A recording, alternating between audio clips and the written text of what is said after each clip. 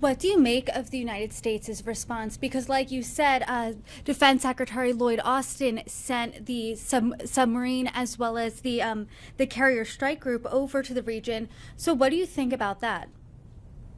Military repositioning is critical. The only problem is the value of this military repositioning is very much in the eyes of the beholder. What may have been a threat to the Islamic Republic a decade ago or a deterrent a decade ago may be more of an inducement today. The Islamic Republic does not doubt, for example, that America can easily outgun it, or it does not doubt the military imbalance between itself and America or itself and Israel. What it is banking on here is the resolve, the political will to use that force.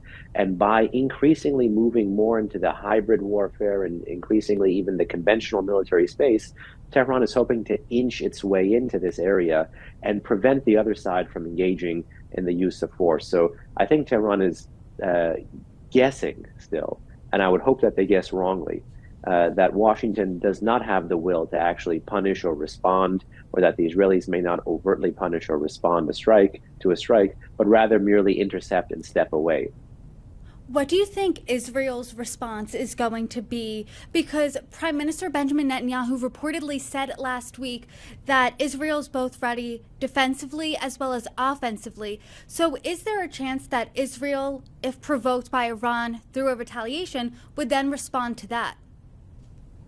Well, given that last time the Israelis did respond militarily, it means that essentially, yes, it's a non-zero chance that they too again would respond militarily. But how and with what kind of weaponry and against what kind of target, and perhaps for escalation purposes, with what level of publicity or attribution would the Israelis engage in this response, and what impact might that have on America and the U.S. willingness to either get involved or to back away from the table altogether?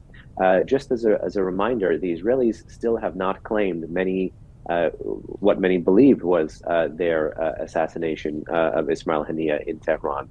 So the Israelis still understand the importance of overt and attributable versus covert and indirect attacks against the Islamic Republic and its terror network. But ultimately here, the real X factor driving how and where and why and with what Israel will respond depends on the nature of the Iranian strike, both how successful it is, how lethal some of the projectiles may be, the potential measure of death or destruction after, as well as the relationship between the U.S. and Israel following that strike. I want to talk about where this leaves a negotiation, because what we're talking about right now, I mean, you used the phrase 360-degree attack.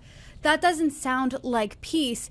I know that Hamas said they will not be attending ceasefire talks later this week. So can we expect a peace deal anytime soon? Listen, I think, never put it past some talented politicians in the region to be able to pull a rabbit out of a hat.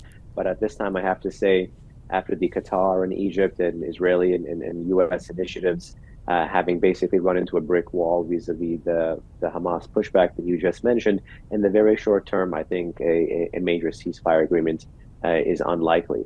But if the Iranians actually look to try to dangle the use of force to push a ceasefire agreement that is not favorable for the U.S. or for the Israelis, then that could be a fundamentally different proposition. But right now, I have to say, Tehran is looking to strike before some kind of an agreement and its contours could change. But right now, Hamas is the one pushing away from the table on said ceasefire talks.